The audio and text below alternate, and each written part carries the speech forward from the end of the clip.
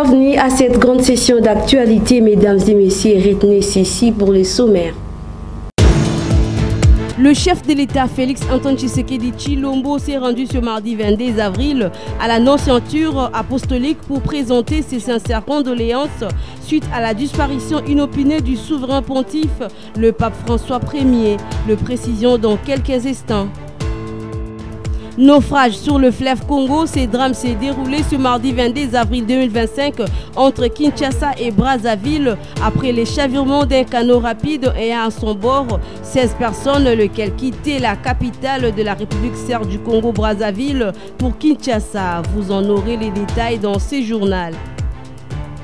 L'humanité tout entière célèbre mardi 22 avril 2025 la journée mondiale de la terre nourricière, une belle occasion aux êtres humains de pouvoir réfléchir aux dommages infligés à la planète et aux gestes archi simples de tout le jour.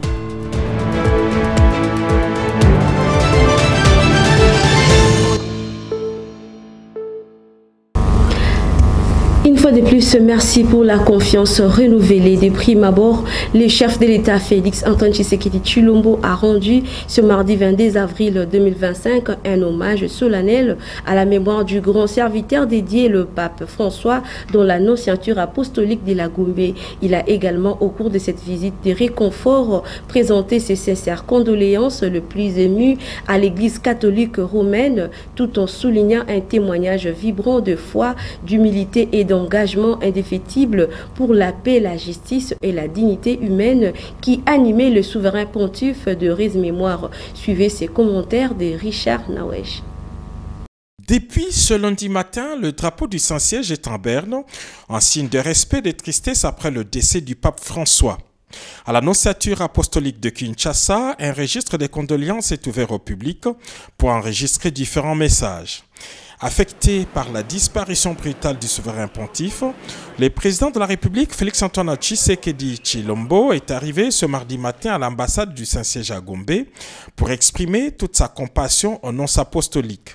Les chefs de l'État et Monseigneur Michal Escovar ont échangé sur le programme de funérailles du pape François et sur les processus de désignation de son successeur.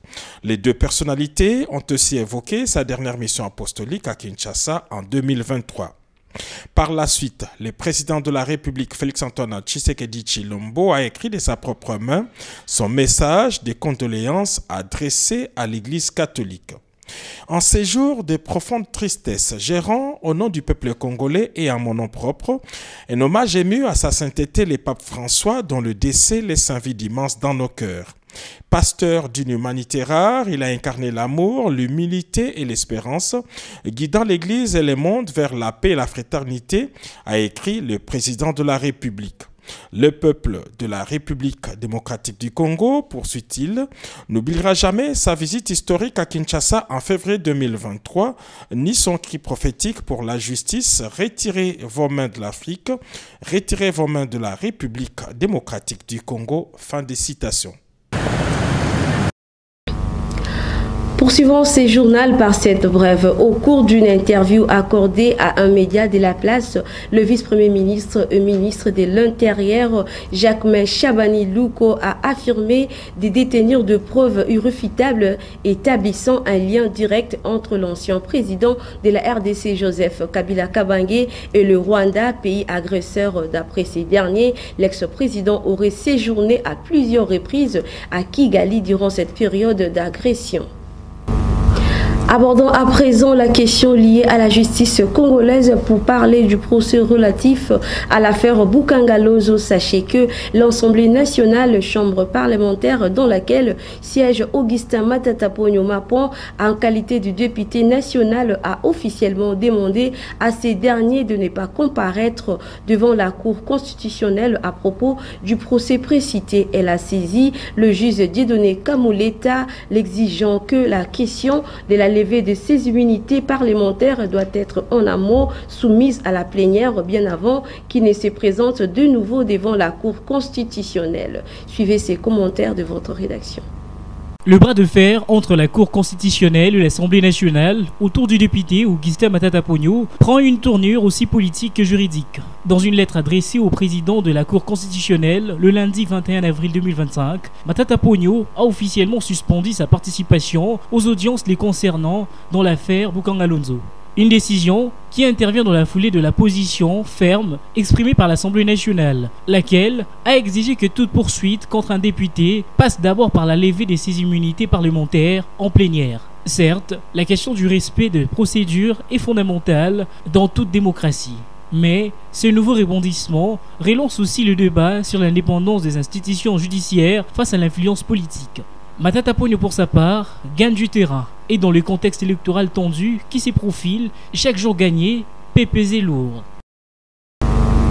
La culture à présent, ce mardi 22 avril 2025, la capitale française a accueilli un concert de solidarité en faveur de populations déplacées de l'Est de la RDC organisé à Paris, la capitale de la République française. Cet événement a réuni plusieurs artistes congolais et internationaux mobilisés pour sensibiliser la diaspora congolaise afin de recueillir des fonds destinés aux victimes des guerres. Un rendez-vous à la fois culturel et humanitaire porteur de soutien et d'unité au-delà de nos frontières. Voici ses commentaires.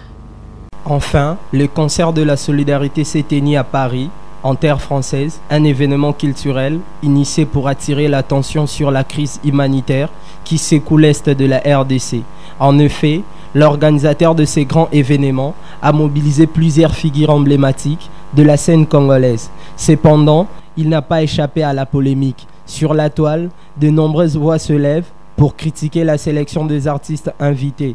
Certains internautes reprochent aux organisateurs d'avoir écarté des chanteurs qui, depuis longtemps, prennent publiquement position en faveur de populations de l'Est, comme Inosbi et Ferregola. A l'inverse, d'autres artistes présents au concert sont accusés de ne jamais avoir affiché leur solidarité avec les victimes, en dehors de ces rendez-vous médiatisés. Ces critiques soulèvent une question importante, la sincérité de l'engagement artistique. La solidarité ne devrait pas se limiter à un événement ponctuel, mais s'incarner dans une attitude constante, surtout lorsque l'on bénéficie d'une large influence. Malgré cela, les concerts restent un geste fort qui a permis de braquer le projecteur sur une tragédie trop souvent oubliée. Il aura aussi montré que, même à travers la controverse, la cause de l'Est du pays continue de faire parler, d'interpeller l'opinion publique et surtout la communauté internationale. Et cela, en soi, c'est déjà un pas vers la prise de conscience collective. Restons toujours dans ces chapitres. Bien avant la tenue de cet événement culturel en France, Émile Ngoï Kassongo, ambassadeur de la RDC accrédité en France, avait lancé un message de sensibilisation de la diaspora congolaise vivant à l'étranger pour prendre part à cette grande production scénique. Suivez-les à travers cet extrait choisi par Richard Nawej.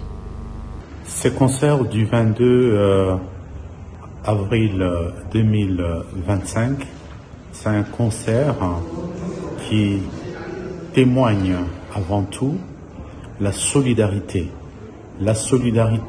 entre nos compatriotes congolais, la solidarité également du reste du monde face au drame innommable que nous vivons dans l'est de notre pays avec l'agression barbare du Rwanda. Et c'est un moment de communion, c'est un moment de l'expression, comme je l'ai dit tout à l'heure ici, de l'unité inébranlable du peuple congolais.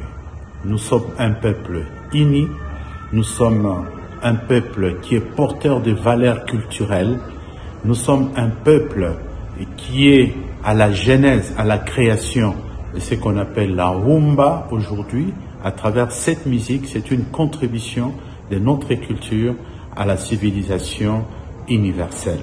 Et donc, pour ma part, il y a eu un quiproquo, nous ne revenons plus là-dessus. Le plus important, c'est que le concert aura lieu et il aura bel et bien lieu. Et je pense que ceux qui ont voulu que ces concerts ne puissent pas avoir lieu vont se mordre les doigts parce que à travers tout cet imbroglio qu'ils avaient créé, aujourd'hui, vous le savez et vous le voyez bien, ça fait de la publicité. On se pose la question si l'aréna, et je me pose la question si l'aréna de Bercy pourra contenir tout le monde qu'il y aura, parce que nous serons tous là.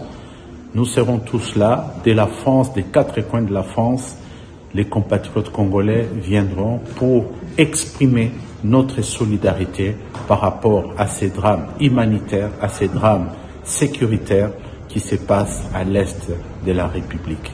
Je vous l'ai dit en vérité, et c'est une conviction que nous partageons, c'est un engagement, un serment que nous faisons tous les Congolais, que le Congo restera un et indivisible.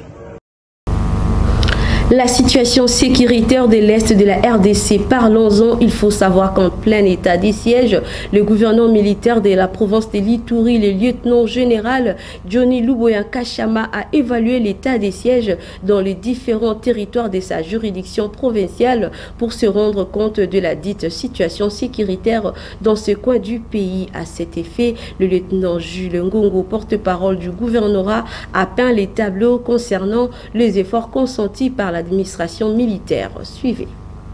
Cette évaluation à mi-parcours, bientôt 4 ans depuis l'instauration de l'état des sièges, est consécutive à la stabilisation de certaines entités dont Angalde, Ngote, Katanga, Dialasiga, Goli, Mukambo, Amé, Berunda et bien d'autres entités selon le lieutenant Jules Ngongo. Les travaux bâtis par le lieutenant-général Luboya sous état de siège, qu'est-ce que nous avons fait pour faire un bilan de l'état de siège dans le territoire de Mahagi? Les zones de Angalde, aujourd'hui, Angalde est vivable. On ne pouvait pas aller, il y a 2 ans passés, aller en Angalde et revenir. Il fallait laisser un testament. Vous savez, Ngote était un centre où on pouvait, si vous êtes en voyage, vous allez passer nuit en Ngote. Mais à un certain moment, ce sont que le militaire qui devrait se déployer en Ngote. Mais aujourd'hui, Ngote a retrouvé sa belle robe. Katanga, vous savez, en 2022, Katanga a été pillé par les Codeco, incendié.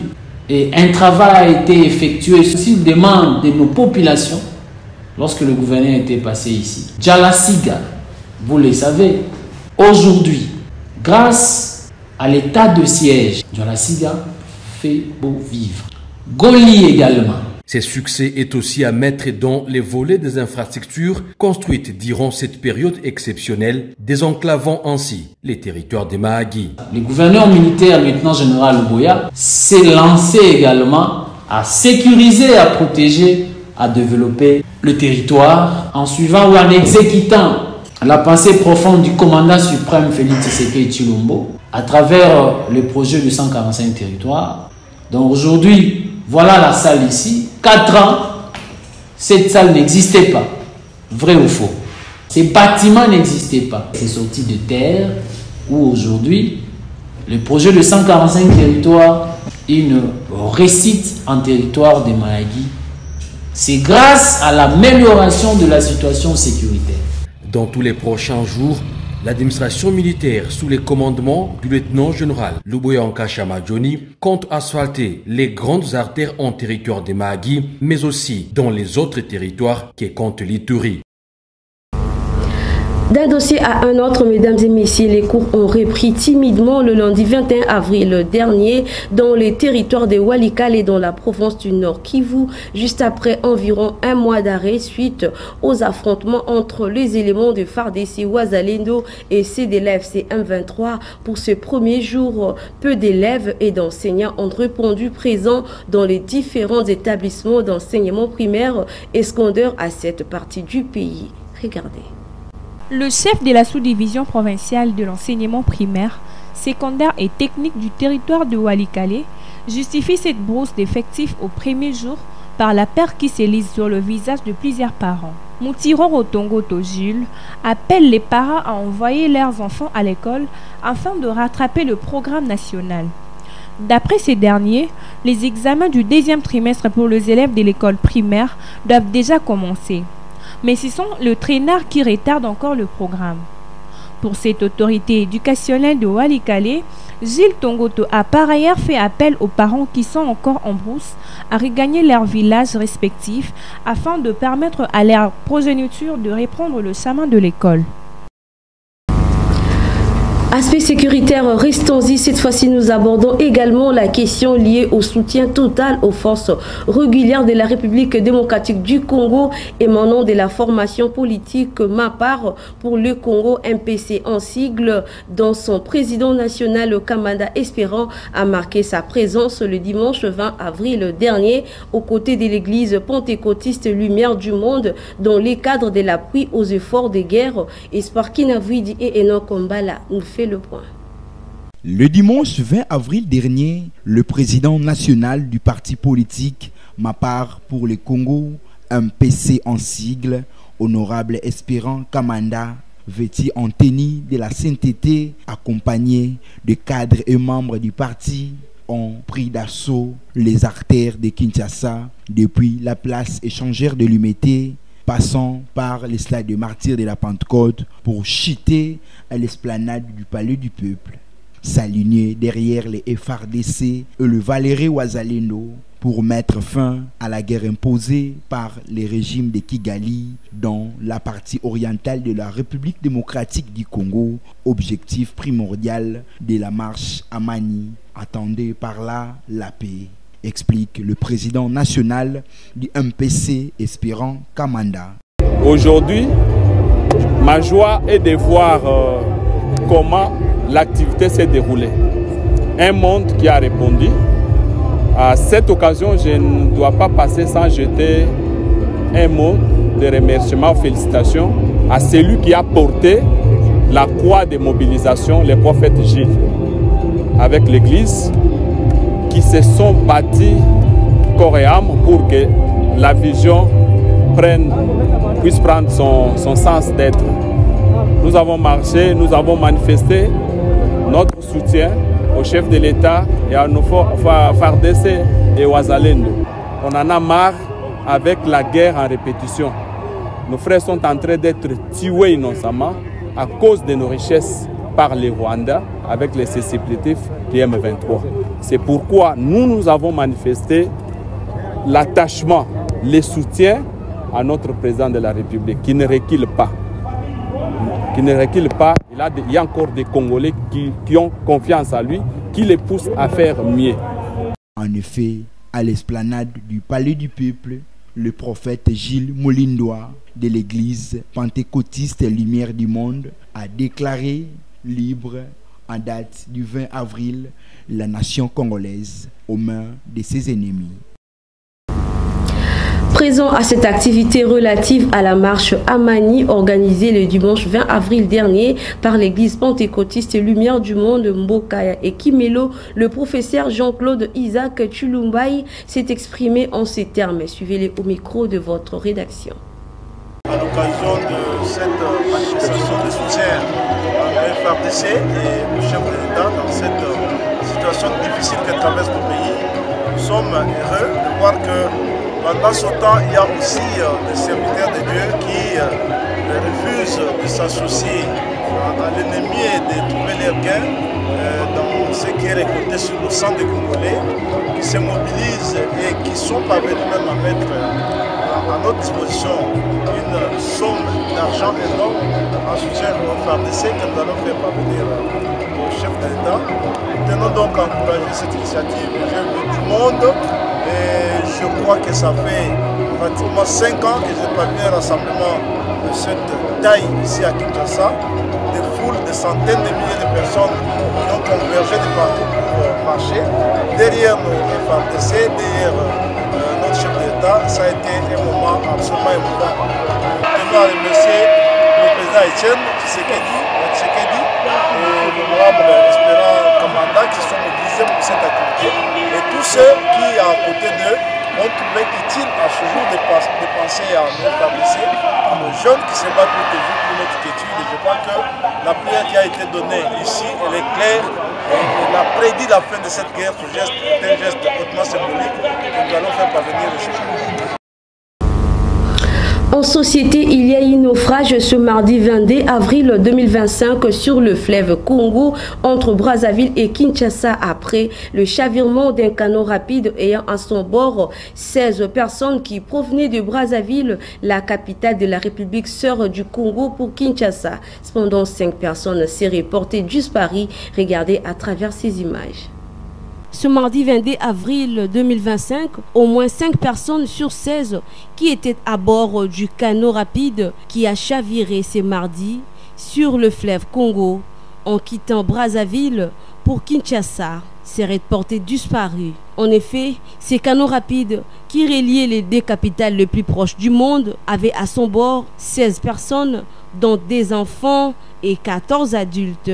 Selon les sources présentes à cet événement tragique, ces canons en provenance du Congo-Brazza n'est pas arrivé à sa destination et a causé de pertes en vie humaine et matérielle. Il s'est noté que les causes de cet incident sont encore non élucidées. Cependant, une source de l'ONATRA a indiqué que le naufrage était dû au fait que les canots avaient heurté sûrement un tronc d'arbre du côté du moteur et cela a été à la base de cette catastrophe. Signalant que juste 5 personnes seraient non retrouvées, entre autres 2 enfants et 3 adultes, en attendant d'autres informations qui restent à vérifier au niveau du manifeste de cette course, de l'autre côté notamment au bureau du beach de Brazzaville.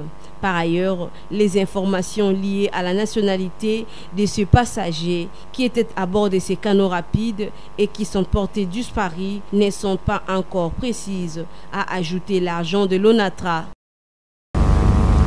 Célébrer chaque 22 avril de l'année la journée mondiale de la terre nourricière donne tous les ans une occasion aux citoyens de réfléchir aux dommages infligés à la planète et aux gestes archi simples de tous les jours pour la préserver. Retrouvez les détails d'Esther Kabanga. L'expression terre nourricière est couramment utilisée dans de nombreux pays et régions pour désigner la planète Terre. Elle illustre l'indépendance qui existe entre l'être humain, les autres espèces vivantes et la planète sur laquelle nous vivons tous. Cette journée internationale de la terre nourricière nous rappelle la nécessité de passer à une économie plus durable qui bénéficie à la fois à l'humanité et à la planète pour assurer une harmonie avec la nature. Ces journées permettent aux Nations Unies et au pouvoir public, à la société civile d'organiser des activités de sensibilisation et de mobiliser de ressources humaines. En sport, à quelques semaines du coup d'envoi de la CAN U20 Égypte 2025, le sélectionneur national Guy Boukassa a dévoilé ce mardi 22 avril 2025 la liste de jeunes léopards retenus pour défendre les couleurs de la RDC. Une sélection marquée par la présence de nouveaux talents prometteuses et quelques absences notables. Espoir Kinavidi pour les détails. Au total, 24 joueurs sont retenus pour défendre les couleurs du drapeau congolais à la Coupe d'Afrique des Nations de moins de 20 ans prévue au Caire en Égypte cette année en cours. Cette publication est issue du stage bloqué en Tunisie depuis le jeudi 17 avril dernier sous les bons offices du technicien congolais Guy Boukassa, ancien léopard senior. Sur cette liste, l'on remarque l'absence de quelques cadres de cette sélection junior de la RDC, à l'occurrence de Yohan Mboko, Axel Kayombo et Oscar Kabouik, qui n'ont pas obtenu l'autorisation de leurs clubs respectifs car la compétition se joue hors les dates FIFA. Notons qu'au pays des pharaons, la sélection nationale de la RDC U20 sera représentée par 3 gardiens de but, 8 défenseurs, 7 médiateurs et 6 attaquants, mais également 5 réservistes sont prévus, dont Roland Leni, Safari Abeli, Diakana Marzouk, Moulumba Nathan, de l'Union Saint-Gilloise de la Belgique et Ebo Mawiner de l'Académie Club Rangers de Kinshasa. En effet, la République démocratique du Congo est logée dans le groupe C et disputera son premier match le 2 mai prochain contre les Black Stars du Ghana avant de croiser la République centrafricaine le 5 du mois prochain et va terminer la phase du groupe le 8 mai contre les Lionceaux de la Teranga du Sénégal. Bon vent aux ambassadeurs congolais en terre égyptienne. Parlons cette fois-ci des valeurs nutritives. Que savez-vous de la carotte? Complétez votre connaissance à travers cet élément de Rite Mboua.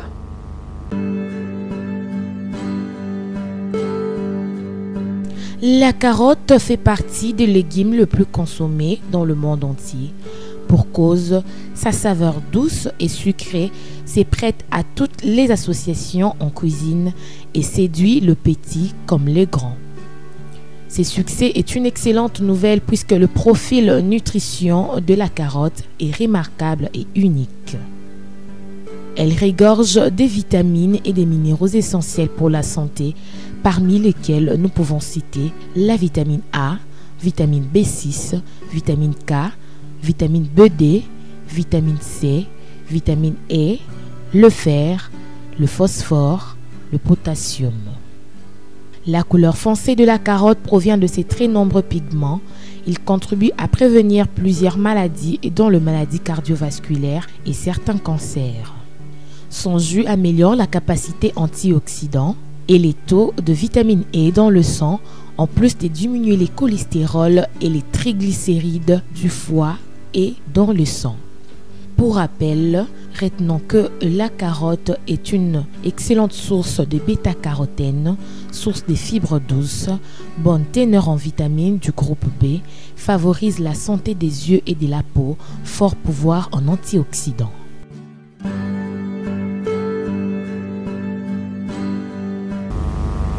La page météorologique à présent, retenez ici pour la journée du mercredi 23 avril 2025. De nombreuses éclaircies parsemeront le ciel. La température dans la capitale congolaise sera de 23 degrés Celsius, mais la température ressentie sera plus chaude, soit 26 degrés Celsius, tandis qu'à l'après-midi, le temps sera orageux dont la température atteindra 34 degrés Celsius et dans la soirée, attendez-vous à de la pluie.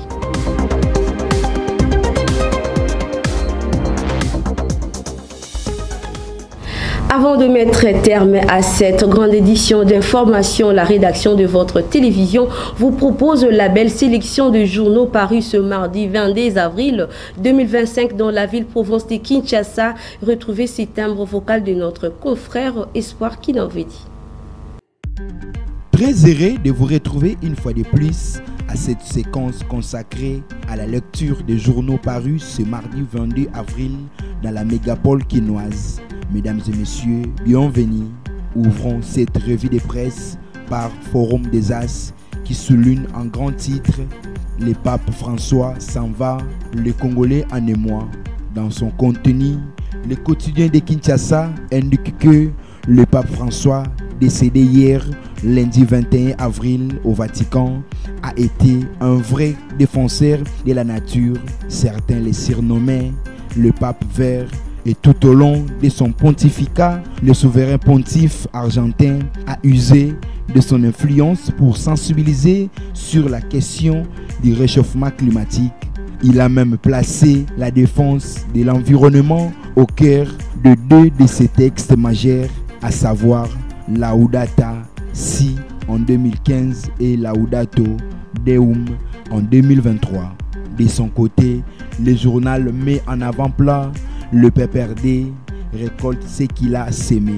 Dans ces colonnes, le confrère informe qu'à travers un communiqué par lequel le ministre de l'Intérieur, Sécurité, Décentralisation et Affaires coutumières, Jacquemain Chabani Louko, a annoncé la suspension de toutes les activités politiques du Parti du Peuple pour la Reconstruction et la Démocratie et du Front commun pour le Congo, FCC en sigle, sur l'ensemble du territoire national à dater du samedi 19 avril 2025. Cette mesure n'a surpris que ceux qui ont la mémoire courte, dans la mesure où les vrais patriotes, eux, savent qu'on allait arriver là. Pour sa part, l'hebdomadaire d'information générale de Kinshasa, La Percée, titre à sa une « Lambert Mende crache sur son ancien mentor ». Dans son tabloïd, Le journal souligne que depuis la fin de son mandat en décembre 2018, l'ancien président Joseph Kabila est au centre d'une discorde politique en République démocratique du Congo. Mais cette fois-ci, c'est Lambert Mende, ancien porte-parole du gouvernement sous Kabila, qui se donne de l'X de prendre la parole pour dénoncer les agissements de l'ancien chef d'État. Cependant, il vient de manger dans son assiette. Dans une déclaration publique, Lambert Mende accuse Joseph Kabila de mettre en péril la sûreté de l'État congolais en entretenant des liens avec des individus qu'il qualifie d'agresseurs de la République. Il pointe notamment du doigt accusateur le Parti du peuple pour la réconciliation et la démocratie, PPRD en sigle, qui selon lui est une organisation liée à l'AFC M23, un groupe armé responsable de nombreuses violences dans l'est du pays, oubliant qu'il était le vrai perroquet qui le défendait et son pouvoir, en appelant le vice-premier ministre en charge de la défense à retirer l'agrément du PPRD et a mis sous surveillance ses membres et sympathisants. Mende met en garde contre les conséquences de telles alliances pour la stabilité nationale.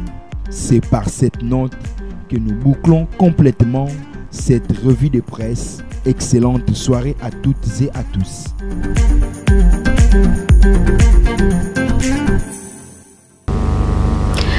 Fin de cette session d'actualité sur nos antennes. Bien avant de nous quitter, place au rappel des titres. Le chef de l'État, Félix Antoine Tshisekedi Tshilombo, s'est rendu ce mardi 22 avril à la Nonce-Ceinture apostolique pour présenter ses sincères condoléances suite à la disparition inopinée du souverain pontife, le pape François Ier. Naufrage sur le fleuve Congo, ce drame s'est déroulé ce mardi 22 avril 2025 entre Kinshasa et Brazzaville après les chavirements d'un canot rapide ayant à son bord 16 personnes, lesquelles quittaient la capitale de la République serbe du Congo Brazzaville pour Kinshasa. L'humanité tout entière célèbre mardi 22 avril 2025 la journée mondiale de la terre nourricière, une belle occasion aux êtres humains de pouvoir réfléchir aux dommages infligés à la planète et aux gestes archi simples de tous les jours.